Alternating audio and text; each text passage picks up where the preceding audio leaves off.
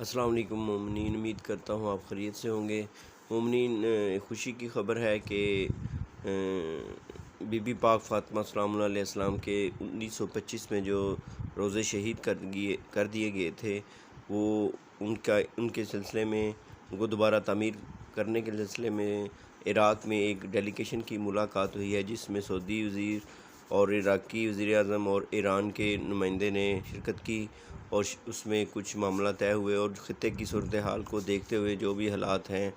تو یہ آپس میں عراق کی طرف سے یہ طے کیا گیا ہے کہ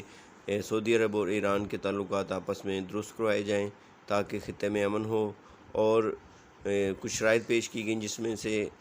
ایران نے ان شرائط میں سے ایک شرائط تھی کہ جنت البقیع کے روزے تعمیر کیے جائیں، بی بی فاطمہ کا روزہ تعمیر کیا جائے، جس کی سعودیہ کی طرف سے مثبت جواب آیا ہے۔ اور میں تمام مومنین سے دعا کرتا ہوں کہ اپنی نمازوں میں، اپنی عبادتوں میں دعائیں کریں کہ یہ جو آپس میں معاملہ طے ہوئے ہیں یہ پایہ تکمیل تک پہنچے، اور جلد از جلد بی بی پاک فاطمہ صلی اللہ علیہ وسلم کے روزے تعمیر ہو، اور ہم وہاں جا کر سجدہ شکر ادا کریں۔ 8 شوال کو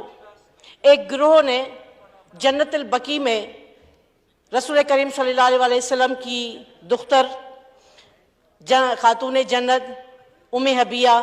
بی بی سیدہ فاطمہ الزہرا سلام اللہ علیہ، امام حسن علیہ السلام، امام جعفر صادق علیہ السلام، امام باقر علیہ السلام، اور امام زین العابدین علیہ السلام، اور حضرت حمزہ علیہ السلام کے جو مزار شریف تھے ان پر بلڈوزر چلایا گیا تھا، اور اس سے ان کی تربتیں مسمار ہوئی تھیں۔ یہ بہت بڑی تکلیف ہے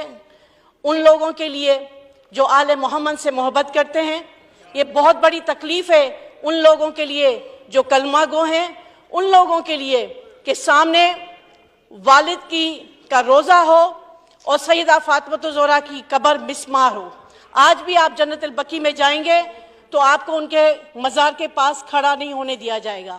ان پر آپ فاتح نہیں پڑھ سکتے، وہاں پر سپاہی بٹھائے جاتے ہیں۔ میں